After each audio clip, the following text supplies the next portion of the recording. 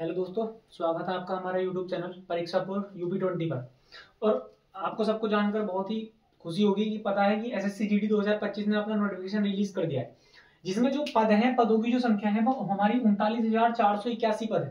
पहले भी हमारे 50,000 प्लस पद रहे, मगर वे बढ़ते बढ़ते रहे। अभी जो शुरुआत में ही 39,400 पद आ गए। संभावना है कि बाद में कोई डिपार्टमेंट अपनी और वैकेंसी दे तो बढ़ भी सकते हैं।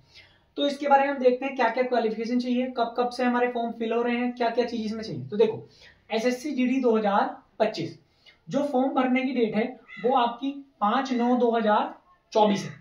जो इसकी अंतिम तिथि है वो हमारी 4/10/2024 है। अगर मैं बात करूं फॉर्म फीस की, जो फॉर्म फीस है वो कितने रुपए है? 100 रुपए है। और फीमेल के लिए जो है ये क्या है? फ्री है। और एससी वालों के लिए भी क्या है? फ्री है। इसका मतलब जो 100 रुपए है ये खाली किसके लिए है? जनरल वालों के लिए। अगर मैं बात करूं परीक्षा, तो इसकी जो परीक्षा की तिथि है वो हमारी जनवरी-फरवरी 2025। तो इसका मतलब क्या है? हमारा क्या चल रहा है? सितंबर चल रहा है, अक्टूबर, नवंबर, दिसंबर, मतलब 3 से 4 मंथ में हमारी ये परीक्षा संपूर्ण होगी। आयु की अगर गणना की बात करूं तो आयु की गणना जो करी है इन्होंने 1/1/2025 से करी है। मतलब 1/1/2025 के अकॉर्डिंग इन्होंने आयु की गणना करी है। तो वो कैसे करी है जरा एक बार, इसमें बहुत कंफ्यूज रहता है बच्चा, एक बार देख लीजिएगा। आयु जो है 18 से 23 साल के बीच का जो बालक है वो जनरल वाला फॉर्म फिल कर सकता है। 18 से 26 साल के बीच का जो है वो ओबीसी वाला फिल कर सकता है। और 18 से 28 के बीच वाला जो है वो एससी वाला फिल कर सकता है।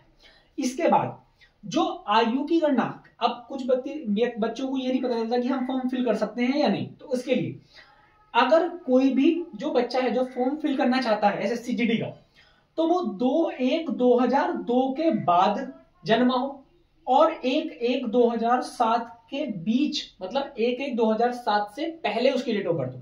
कहने का अगर साफ शब्दों में बात कहूं तो 2/1/2002 से 1/1/2007 के बीच में उसकी डेट ऑफ बर्थ होनी चाहिए। तो ये जो हमारी डेट ऑफ बर्थ है ये जनरल के लिए है। अब जैसे कोई ओबीसी का है, जैसे कोई एससी का है, तो ओबीसी वाला अपने में 3 साल का रिलैक्सेशन और एससी वाला अपने में 5 साल का रिलैक्सेशन बढ़ा सकता है। आगे बात करें डॉक्यूमेंट्स की, तो जो डॉक्यूमेंट्स है, अब क्या है, बालक ये कंफ्यूज होते हैं कि जो जैसे यूपी पुलिस में हमारे जो ज्यादातर डॉक्यूमेंट्स थे वो यूपी स्टेट के बने थे, मगर अब जो है ये सेंट्रल की भर्ती है, तो जितने भी सारे डॉक्यूमेंट्स होंगे वो हमारे सेंट्रल के होंगे। जैसे ओबीसी, एससी और एसटी, जितने भी ये ओबीसी, एससी, एसटी वाले हैं, जो भी अपना डॉक्यूमेंट, जो भी आपका कास्ट सर्टिफिकेट या जो भी बनता है वो कहाँ का होना चाहिए? केंद्र का। केंद्र का मतलब उस पर केंद्र सरकार, सेंट्रल गवर्नमेंट लिखा होना चाहिए।